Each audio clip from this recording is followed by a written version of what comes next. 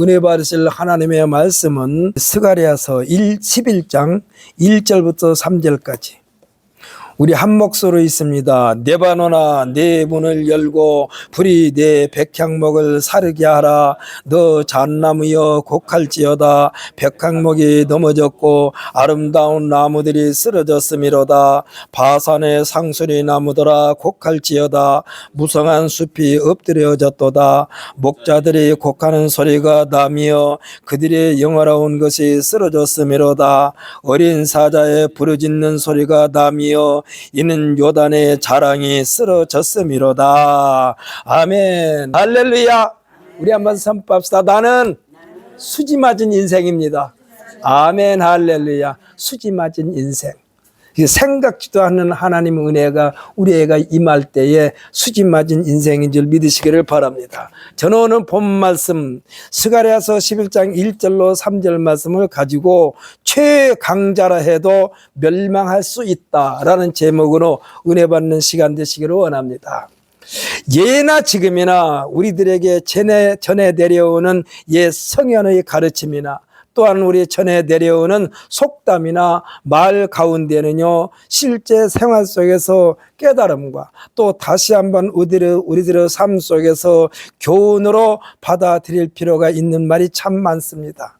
저는 오늘 본 말씀을 중심으로 말씀을 준비하는 중에 이런 노래 가사가 있죠. 물론 이 노래 가사가 전해 내려온 유명한 말도 됩니다만은 노래 가사 중에 이런 가사가 있습니다. 화모는 11홍이요 달도 차면 기우느니라. 이 말이 떠올랐습니다. 무슨 말인고 하니 제 아무리 아름다운 꽃이라 할지라도 열흘 이상 버티기가 어렵고 하늘에 둥글게 떠 있는 보름달도 그 밝음이 하늘에 꽉 차 있는 시간이 길지 않다는 것입니다. 여기에서 주는 교훈, 성경에 또한 고린도서 10장 12절에 보면은 뭐라고 기록되어 있느냐? 선줄로 생각하는 자는 넘어질까 조심하라. 항상 서 있기가 쉽지 않다는 얘기입니다. 이 말씀을 기억하면서 했을까요? 2002년 한일 월드컵이 우리나라에서 열렸을 때에 처음 목표를 삼았던 것은 16강이었습니다. 그렇기 때문에 16강으로 만족할 줄 알았지만은 이렇게 달성했을 때에 당시에 히딩크 감독의 말이 유명합니다. 그가 뭐라고 했습니까? 기자들의 질문에 이것으로 만족합니다 이렇게 말하지 않냐고 I am still hungry 그랬어요. I am still hungry. 나는 아직 배고프다라는 말을 했습니다. 이 말을 이성적으로 만족하지 않고 더 큰 목표를 향하여 나아가겠다는 결기를 보여주었던 것입니다. 히딩크의 이 말에 우리 모든 대표팀 선수들이 힘을 받아가지고 대표팀들이 힘을 연합하여 월드컵 사상 가장 훌륭한 성적을 올렸습니다. 4위라는 것. 꿈에도 생각 못했을 거예요. 우리나라가 굳은 최고의 성적을 올리게 된 것입니다. 이것으로 말미암아 전 국토가 붉은 물결이 출렁거리게 됐습니다. 고린도서 10장 12절에 선줄로 생각하는 자는 넘어질까 조심하라. 이 말씀도 여기가 조사오냐고 무사 안일에 빠지면 멸망하게 될 것이라는 경고입니다. 가장 힘든 것이 어떤 것입니까? 그 자리를 지키는 것이 힘드는 거예요. 가장 높은 자리까지 올라가는 과정은 자신과의 사투입니다. 많은 시간도 물질도 희생도 거기에 포함됩니다. 이 과정을 통해서 정상에 오르기까지 자리까지 오르게 됩니다. 이 정상을 유지하기 위하여 이전보다 더욱 강하게 자신을 관리해야만이 가능하다는 것입니다. 저는 등산을 많이 해보지 않았습니다. 한 번인가 저 도봉산 따라서 올라가는데 얼마나 마음이 긴장한지 몰라요. 거기에 몇 번 올라간 사람이 가자고 해서 그냥 못 모르고 따라갔어요. 그런데 얼마나 힘든지. 그런데요, 올라가는 것보다 더 힘든 것이 뭐냐? 내려오는 것이 더 힘들어. 그래서 정상을 올라갔다라고 하는 것은요, 올라간 것으로만 끝난 것 가지고는 그 사람의 이름이 길이 나오질 않아요. 정상으로 올라갔고 무사히 내려올 때까지 과정을 정상을 정복했다는 말을 합니다. 감히 정복이라는 말을 자주 씁니다만은 이 정복은요 완전히 올라가서 끝에 가서 깃대를 꽂고 밑에까지 내려올 때까지 과정을 잘 진행되었을 때 정상을 정복했다고 그러는 거예요. 그렇기 때문에 그것을 관리한다는 것을 끝까지 잘 관리하는 거예요. 여러분 축구 경기도 보게 되면은 이 해설자가 하는 말이 있습니다. 전반 시작해서 5분과 끝나기 5분 전이 가장 중요하다고 그래요. 왜 그렇습니까? 긴장을 멈추지 말라는 얘기예요. 한순간도 자만심에 빠지지 말라는, 겸손을 잃지 말아라. 교만이 멸망과 실패의 주원이 된다라는 말씀입니다. 성경 잠언서에도 보면은 16장 18절에서 뭐라고 말씀했느냐? 교만은 패망의 선봉이요 거만한 마음은 넘어짐의 앞잡이라 했습니다. 교만과 거만함의 근원은요 다른 데서 오는 것이 아니라 자신의 마음 가운데서 생기는 거예요. 희한하죠? 여러분, 우리가요 깨끗한 물을 받아놓잖아요. 그냥 뚜껑을 덮어가지고 아무것도 안 들어가게 해놓으면 그냥 그런 대로 깨끗하게 보존이 돼요. 그런데 뚜껑을 열어놓죠. 햇빛이 들어옵니다. 아무것도 거기다 집어넣은 적이 없는데 며칠 있으면 거기에 뭐가 생기느냐? 실지렁이가 생겨요. 희한해요. 그러니까 깨끗함을 보존하기 그렇게 힘들어요. 여러분, 우리가 마트에 가게 되면은 진공 포장해 놓은 거 보면은 딱딱하지 않습니까? 딱딱해요. 조금만 공기가 들어오면 와르르 무너져요. 농협에 가가지고 비료도 사게 되면은 진공 포장해 가지고 아주 막대기처럼 뻣뻣해요. 그런데 바늘로 그만 딱 두면 와르르 무너져. 그 비료 전체가. 그래서 이렇게 그것을 보존한다는 것이 쉬운 것이 아니야. 조그마한 바늘구멍으로 인해 가지고 와르르 무너진다니까. 와르르 무너져. 교만은 배망의 선봉이요 거만한 마음은 넘어지면 앞잡이라. 이것은요 우리가 항상 우리 마음의 중심에 가지고 있어야 돼요. 교만과 거만함의 근원은 아까도 말씀드린 대로 입에서 온 것이 아니라 내 마음속에서 생긴다니까요. 그래서 말씀해 주고 있는 거예요. 교만과 거만함의 극치에 달하면요 이런 사람을 뭐라고 그러느냐? 정신병자라고 그래. 아나무인이 되니까 눈에 보이는 것이 없어. 개인이 이 병에 걸리면은 주위 사람들이 불안합니다. 국가 지도자가 걸리면 나라가 망합니다. 왜 연산군이 폭군이 됐고 왜 광해군이 폭군이 됐습니까? 역사적으로 보면요 연산군이 굉장히 머리가 아주 명석한 왕 중에 하나예요. 그런데 그 사람이 왜 폭군이 됐고 인생 말년이 그렇게 됐습니까? 외할머니가 와가지고 뭐라고 그랬습니까? 충분히 성군이 될 수 있는 연산군에게 전하 정치를 잘 하시면은 이러이러한 과거가 있었지만은 그것이 원수가 갚아지게 됩니다. 정치를 잘하면은 길이길이 남을 것입니다. 그러니까 과거에 불미스러운 일에 사로잡히지 말고 정치를 잘하십시오. 그랬으면 아주 훌륭한 임금이 됐을 거예요.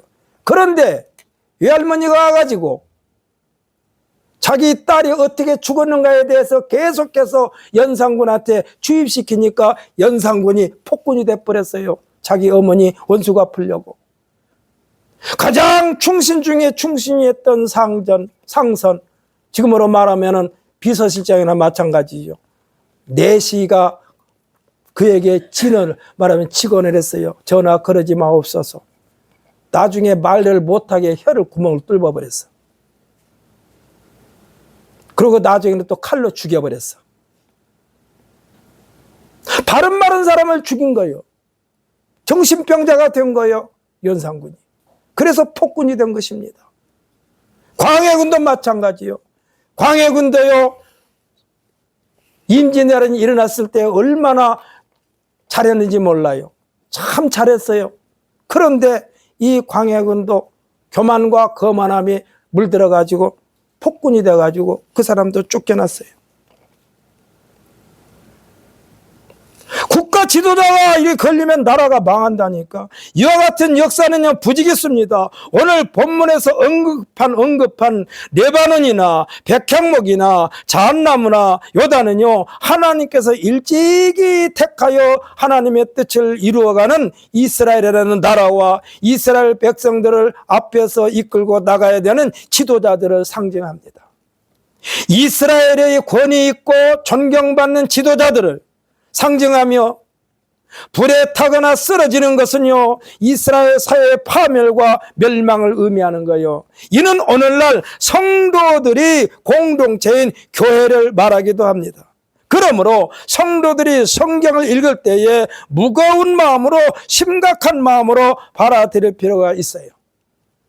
여러분 내년도에 우리 카렌다 여러분 가지고 가셨죠. 거기에 보면은 1년에 성경 통독하도록 날마다 어디서부터 어디까지 읽으라고 기록되어 있어요. 여러분 2026년도에는 우리 성도 전체가 성경 통독의 해로 제가 정하려고 합니다. 성경 통독의 해. 그래서 앞에 표도 그렇게 하려고 그래요. 우리는 성경 통독의 해. 우리 모든 성도들은 하나님의 말씀을 일독 성경 통독하시기를 바랍니다. 대답 좀 우리에게 신나게 합시다. 하나님의 말씀을 오래 통독하십시다. 그럼 하나님의 말씀으로 무장하는 거예요. 그래서 내년도에는 그것을 여러분에게 1일날 첫 주에 여러분에게 선포하고 그 다음에 마지막 주 12월 마지막 주까지 성경 12월 31일까지 성경 통독한 사람에게는 통독 기념표를 여러분 드리려고 그래요. 한 사람도 빠짐없이 다 성경 통독 하셔가지고 100%가 성경 통독의 표를 받으시기를 예수님의 이름으로 축복합니다. 그러니까 성경을 읽을 때 무거운 마음으로 심각한 마음으로 받아들일 필요가 있어요.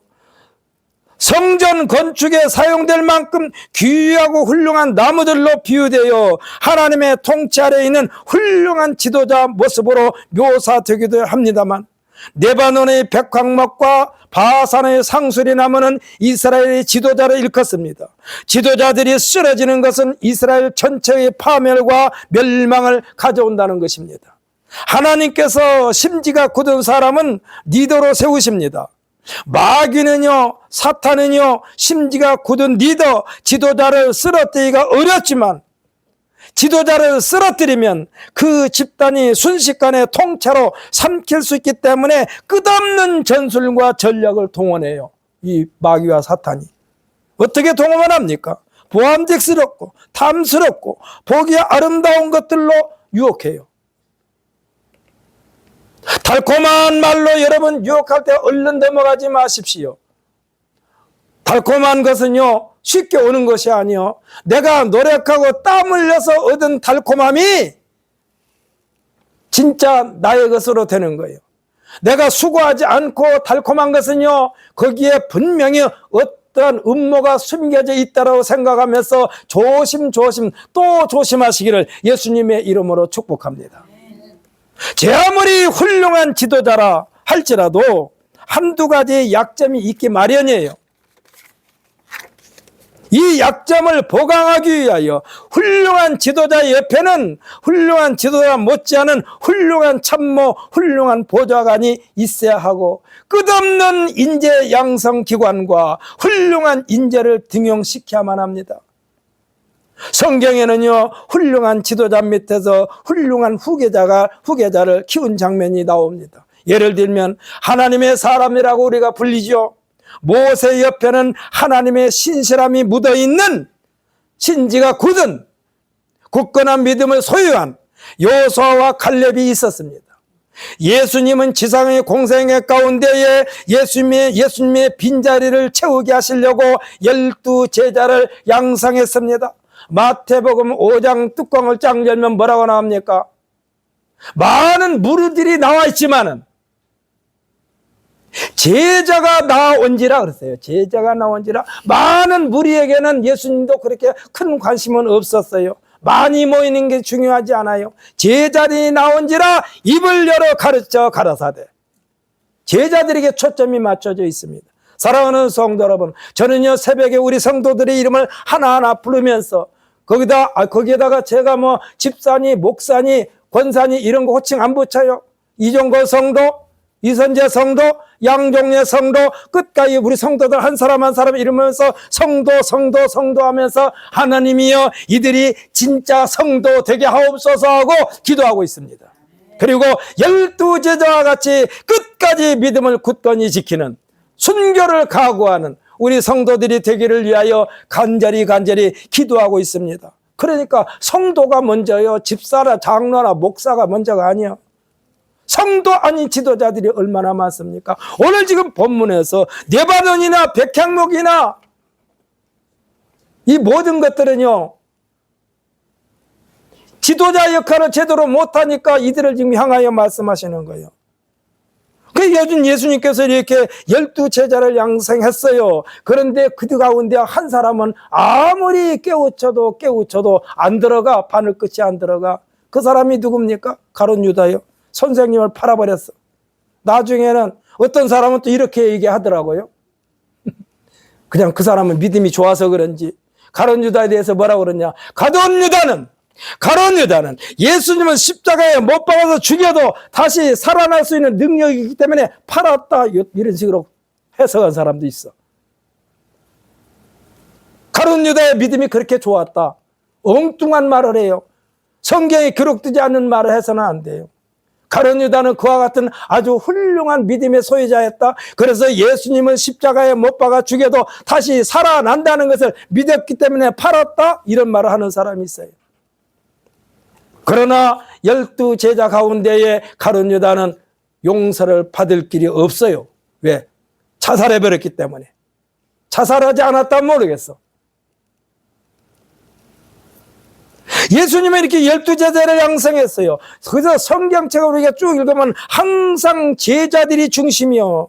그래서 저는 우리 성도들에게 말합니다. 우리 성도들이 100명, 200명이 중요한 것이 아니라 지금 현재 우리 교회 성도들이 다 12제자와 같이 굳건한 믿음의 소유자가 되기를 위하여 하나님 앞에 기도하고 있다는 사실을 믿으시기를 바랍니다.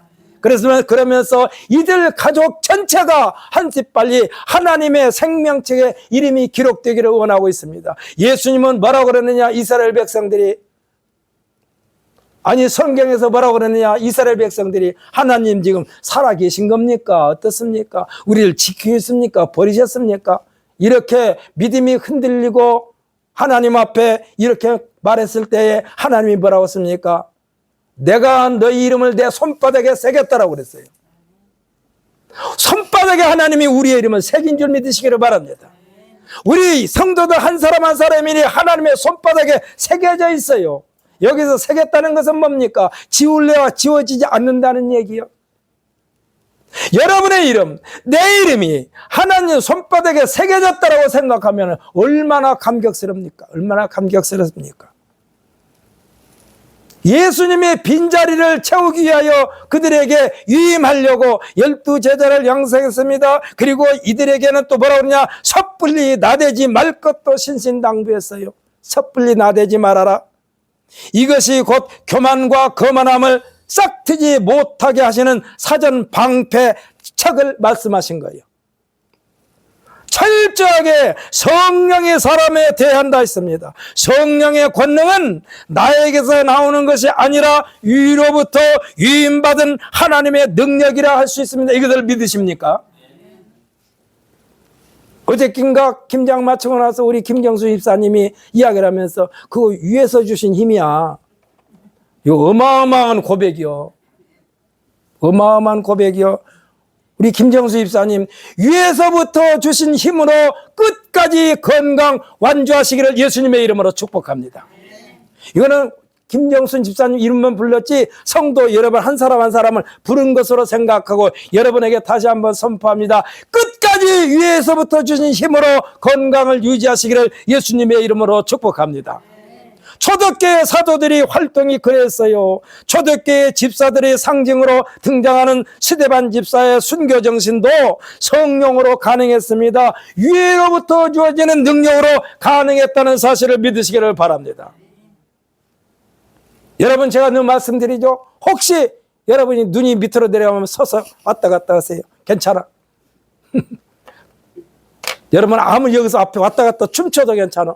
나는 정신 똑바로 차리고 여러분의 말씀 전할 테니까.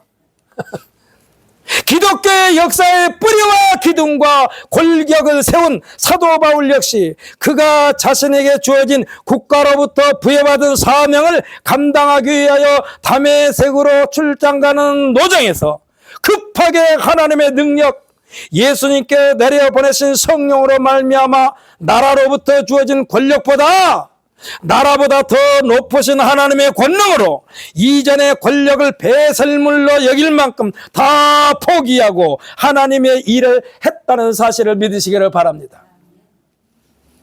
그리고 자기 자신의 말하기를 뭐라고 그랬느냐, 이보다 더 예수님의 십자가의 도보다 더 귀한 것은 자신에게 없다라고 말하면서 끝까지 고소하다가 순교까지 당한 사람이 사도 바울 선생이에요. 이 사도 바울로 말미암아 기독교가 세계화된 것입니다. 튼튼하게 흔들리지 않고 진리의 기둥으로 우뚝 서게 된 것입니다. 훌륭한 지도자와 훌륭한 참모는요, 똑같은 생각을 가지고 똑같은 방향으로 가는 것이 아니에요. 여러분 착각하지 마세요. 훌륭한 지도자와 훌륭한 참모는 똑같은 방향으로 가는 것이 아니야. 한쪽으로 치우치는 훌륭한 지도자에게 한쪽으로 치우치지 마십시오 하고 옆에서 보조 역할하는 더 훌륭한 참모라는 사실을 믿으시기를 바랍니다. 여러분, 훌륭한 참모가 더 중요해요. 어저께 김장에 있잖아요. 김장의 리더는 이선재 사모예요. 그런데 저는 옆에서 참모 역할을 했어요. 참모가 뭐 했느냐? 배추 키우고 배추 뽑아다가 배추 절이고, 이거 참모가 다 했어요. 이게 중요해. 비선 대장이 나지만, 비선 대장이 다 칭찬받지만 참모가 더 힘을 많이 썼어.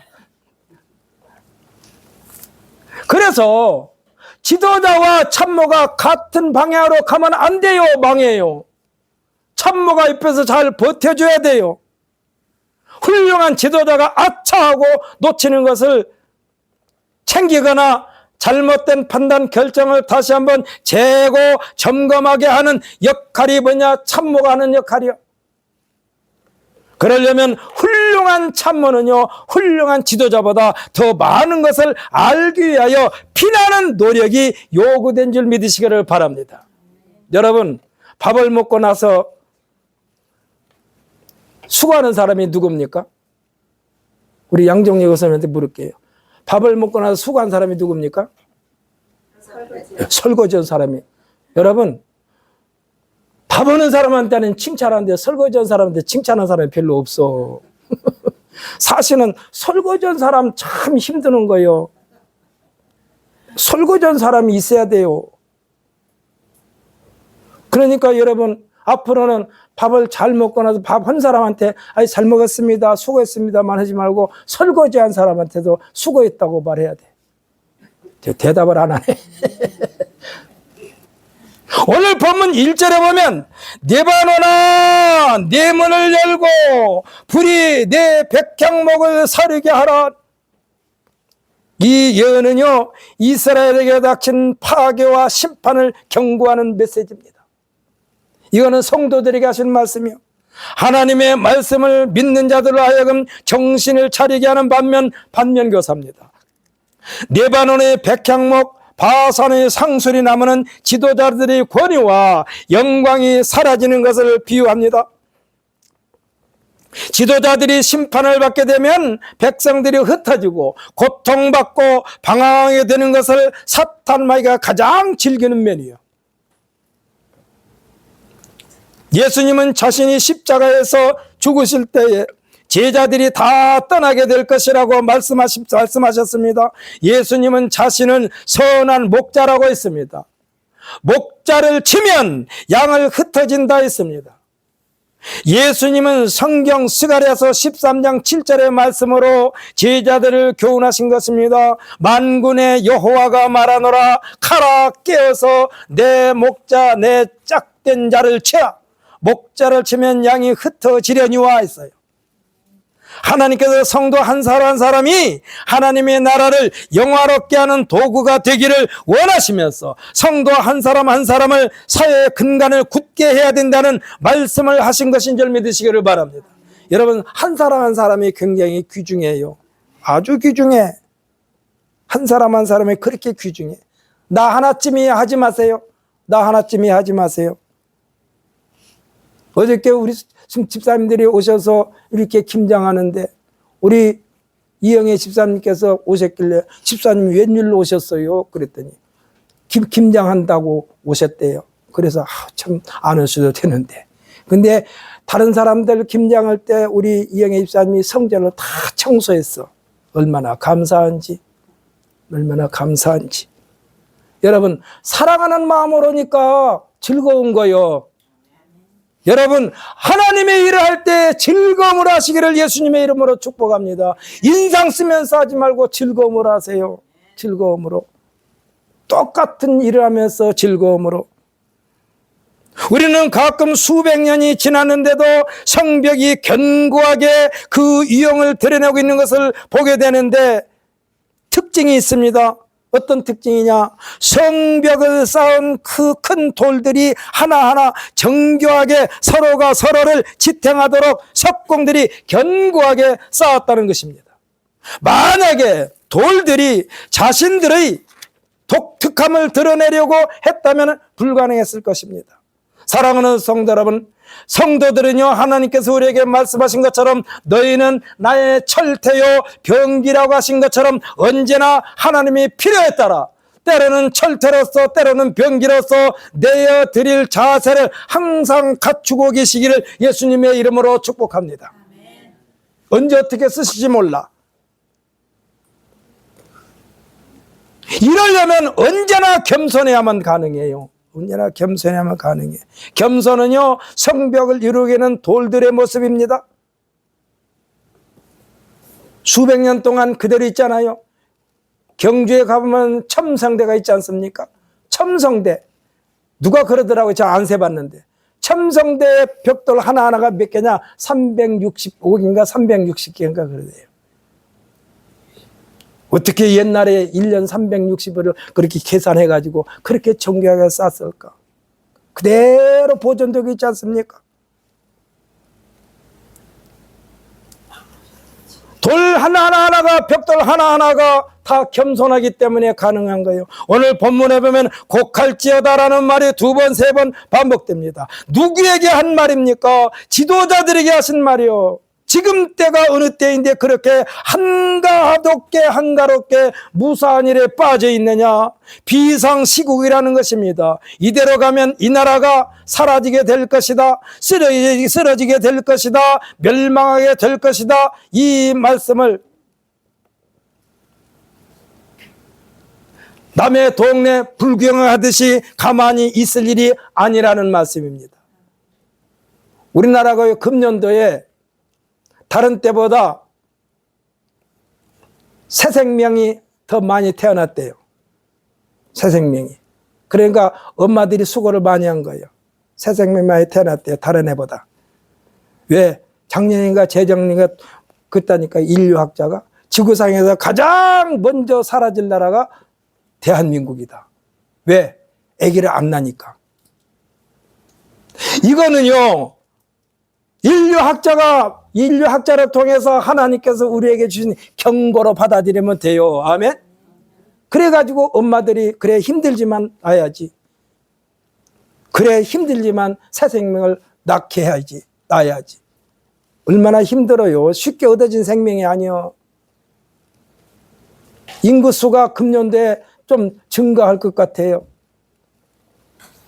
지도자가 깨어있지 않으면, 정신을 차리지 않으면 그가 속해 있는 공동체, 그가 다스리는 나라가 어떻게 되겠느냐 되묻고 있습니다. 양들을 앞에서 이끄는 최고 우두머리 양이 앞에 가다가 돌뿌리에 부딪혀가지고 절뚝거리면요, 뒤따라가는 양들이 우두머리가 절뚝거리는 그곳에 이르러가지고 똑같이 잘 가다가 똑같이 절뚝거리는 흉내를 낸대요.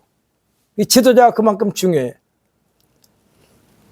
앞에 가는 대장이 절뚝거리, 그게 아마 그렇게 해야 되나 보다 하고 거기에 가다가 절뚝거리는데 지네들은 돌에 부딪히지도 않았는데. 지도자가 이렇게 중요해요. 앞에 간 사람이 그만큼 중요해요. 그만큼 리더 우두머리는 중요합니다. 우리가 살고 있는 세상은 사람이 많으면 많은 것만큼 다양한 기능과 특징이 뒤따릅니다. 그러면서 아름다운 조화를 이룹니다. 사랑하는 성도 여러분, 무지개가 몇 가지 색깔로 되어 있습니까? 대답이 현찮네요. 7가지 색깔로 되어 있죠. 자신들의 색깔을 유지하고 섞이지 않기 때문에 아름답습니다. 그런데 과학적으로는 무려 몇 가지 색깔이냐? 207가지 색깔이 있대요. 207가지 색깔로 구분할 수 있대요. 이 정도로 무수히 많은 색깔이 스펙트럼으로 본다는 것입니다. 하나님께서 모든 사람에게 똑같은 은사가 아니라 각각 다른 은사를 주셨는데, 이는 서로가 서로를 인정하면서 자신의 독특함을 유지할 때에 튼튼하고 그리고 아름답게 조화를 이루는 것입니다. 친구 따라 강남을 간다면 무너집니다. 친구 따라 강남 가면 무너집니다. 자신의 자리를 지켜야 합니다. 고린도전서 12장에서 성령의 은사에 대하여 열거하면서 12장 4절부터 11절까지의 내용을 보면 은사는 여러 가지나 성령은 같고, 할렐루야. 직분은 여러 가지나 주는 같으며 또 사역은 여러 가지나 모든 것을 모든 사람 가운데서 이루시는 하나님은 같으니라고 했습니다. 이 말씀을 다스리시는 분이 준 것이니 각 사람에게 주신 은혜가 어느 것이 더 소중하고 어느 것이 덜 소중한 것이 아니라 다 소중한 것임을 말씀해 주고 있어요. 오늘 본문에서 네바논도 백향목도 잣나무도 상수리나무도 지도자들을 일컫습니다. 곡할지어다 합니다. 너희들이 정신 차리지 않으면, 깨어있지 않으면 백성들을 상징하는 무성한 숲이 일순간에 엎드려졌도다 그랬어요. 여기서 말하는 이 숲은요, 백성들을 상징하는 거예요. 나라를 상징하는 거예요. 너희들이 정신 차리지 않으면 이 숲이 넘어진다, 쓰러진다. 여기에서 무성한 숲은 평화스럽게 잘 지내는 백성을 말합니다. 사랑하는 성도 여러분, 늦은 봄부터 논에 심겨진 벼가 초록색을 띠고 그 다음에 점점 익어가다가 황금색으로 변하지 않습니까? 그 이삭이 올라오고 가을이 닥치면 황금 벌판을 이룬 무렵에 세차게 이리저리 휘젓는 바람이 불면 꼿꼿하게 서 있던 벼들이 완전히 논바닥에 쓰러진 모습을 여러분 보았을 거예요. 이렇게 되면은요, 풍년을 눈앞에 둔 농부들의 마음은 자식을 잃은 심정 망연자실하게 됩니다. 벼가요 쓰러지면은 안 돼요. 끝까지 꼿꼿이 서 있어야 돼요. 그리고 알맹이가 푹 부딪히면 톡 터질 만큼. 그런데 자빠지면 어떻게 되냐? 그때부터는요, 성장이 멈춰버리고, 그거 할 일이 뭐예요? 이제 썩을 일밖에 없어. 그리고 희한하게요, 꼭 이 이삭이 땅바닥에 닿으면 거기서 싹이 올라와요. 참 희한하죠? 땅이란 게 참 기가 막힌 거예요. 그래서 땅이 생명의 근원이요. 생명의 근원이요. 여러분, 작년인가 재작년인가 옥수수를 제가 모아가지고 뻥튀기 한 데 가가지고 한 방은 뻥튀기하고 나머지는 이렇게 볶아달라 해가지고 여러분에게 아마 옥수수자 끓여 먹도록 옥수수 여러분에게 드렸는데 받으셨죠? 고개라도 끄떡끄떡 하셔야 되는데 받으셨죠? 그 옥수수를요, 제가 이미 옥수수나무를 다 옥수수를 다 따갔는데 겨울이 되고 눈비가 내리고 비가 내리는데 옥수수를 안 따가니까 전부 다 옥수수가 달려있으니까 이렇게 밑으로 쳐졌어. 그럼 그대로 두면 이제 썩어서 없어지는 거예요. 그래서 아까워가지고, 저는 시골 사람이니까 그걸 아까워가지고 옥수수 나무보다 쫓아다니면서 그걸 하나 모았어요. 다 모았어. 그래가지고 그걸 말려가지고 마르자면 싹 전부 다 물에다 씻어서 다시 말려. 그러니까 완전히 바싹 마른 뒤에 조금 이렇게 얼거 있는 바구니에다 놓고 비볐어요. 그랬더니 옥수수에서 그 비늘 같은 게 다 떨어지고 그 다음에 물로 깨끗이 져서 다시 말려가지고 뻥튀기도 하고 옥수수 차를 하기 위해서 볶아왔어요. 그런데요, 그때 미처 땅바닥에 떨어진 뒤에죠. 그러니까 땅바닥에 떨어진 것을 봤더니 벌써 싹이 났어. 야, 흙이라는 게 그래요. 그러니까 논바닥에 있는 벼가 꼿꼿이 서 있을 때까지 있어야만 되고, 이 꼿꼿이 서 있어야만이 콤바인입니까? 가을에 이렇게 타작하는 차가, 요즘 그 차가 이렇게 쭉 가면서 다 벼를 털잖아요. 그걸 하는데 넘어져 버리면 그게 불가능해. 넘어지면 천상 사람이 손으로 베야 돼. 손으로 비면서도 알곡이 충실하지를 못해. 쭉정이가 반 이상 돼버려. 그러니까 농부들이 아주 자식을 잃은 심정 망연자실하는 거예요. 3절에서 말씀하고 있습니다. 목자들이 곡하는 소리가 나며 그들이 영화로운 것이 쓰러졌음이로다. 어린 사자의 부르짖는 소리가 나며 이는 요단의 자랑을 쓰러졌음이로다. 어린 사자가 왜 부르짖습니까? 엄마가 없으니까 부르짖지. 왜 이렇게 됐습니까? 앞에서 리더가 답니다. 엉망진창이요. 여호와 하나님을 잊어버리면, 여호와 하나님을 망각하면 이러한 결과가 온다는 것입니다. 우리가 읽지는 않았습니다만은 4절부터 17절까지를 보면은 하나님께서 장래 잡혀 죽을 양떼를 먹이시는 분, 예수님에 대하여 4절에서 뭐라고 그러냐? 너는 이라고 했어요. 너는 이라고 했는데, 지금 현재 지도자들을 양떼를 잘 먹이도록 사명을 주었건만 사랑하지도 아니하고 궁일이 여기는 마음으로 돌보지도 아니하고 자신들이 이속만 챙기는 장사꾼과 다를 바 없는 이들. 5절을 읽어볼까요? 5절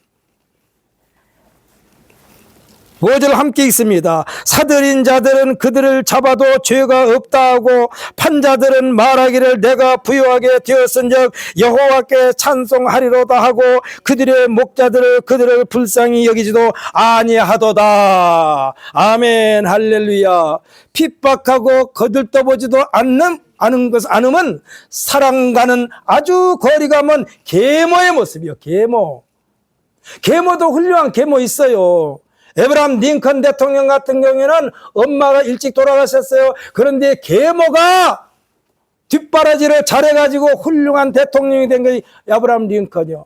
아버지는 계속해서 논밭에 가서 일하라고 그러는데 계모는요 계속 책을 빌려다가 링컨에게 줬어요. 그래가지고 링컨이 그렇게 훌륭한 대통령이 된 거예요. 계모도 이렇게 훌륭한 계모가 있어요. 그런데 계모하면 떠오르는 것은 뭡니까? 핍박하고 인권을 유린하고 콩쥐팥쥐에 나오는 계모, 이걸 떠오릅니다. 2위의 말씀, 5절 2위의 말씀을 보면 이렇게 되니까 하나님의 사랑도 은혜도 없는 삭막한 나라가 되는 것입니다. 6절 읽어봅시다. 6절 함께 있습니다. 여호와가 말하노라 내가 다시는 이 땅 주민을 불쌍히 여기지 아니하고 그 사람들을 각각 기웃의 손과 임금의 손에 넘기리니 그들이 이 땅을 칠지라도 내가 그들의 손에서 건져내지 아니하리라 하시기로. 아멘 할렐루야. 우리가 집에서 키우는 개도요, 우리가 집에서 키우는 반려동물도 주인이 귀하게 여길 때에 다른 사람도 함부로 대하지 않습니다. 내가 귀하게 여기면 다른 사람이 함부로 대하지 못해요. 하나님의 뜻과 역행하는 자들은 하나님께서 책임져 주지 않는다는 것이요, 이것이 신앙 공식입니다. 사랑하는 성도 여러분, 우리는 어떻게 하면 하나님의 뜻을 향하여 앞으로 갈까? 우리에게는 분명한 방향이 제시되어 있어요. 우리에게는 분명한 나침반이 있어요. 우리에게는 분명한 인생 내비게이션이 있어요. 그분이 예수 그리스도인 줄 믿으시기를 바랍니다. 왜 요단의 자랑이 쓰러졌습니까? 왜 소돔과 고모라가 역사 속에서 사라졌습니까? 왜 통일 왕국 다윗의 왕국이 어렵게 됐습니까? 정신 차린 사람, 다윗과 같은 사람이 없기 때문에 그렇습니다. 그러나 사랑의 하나님, 긍휼의 하나님께서 오늘 우리에게 이 말씀을 우리에게 주신 것은 곧 기회를 우리에게 주신 줄 믿으시기를 예수님의 이름으로 축복합니다. 아멘 할렐루야. 이 시간 기도합시다.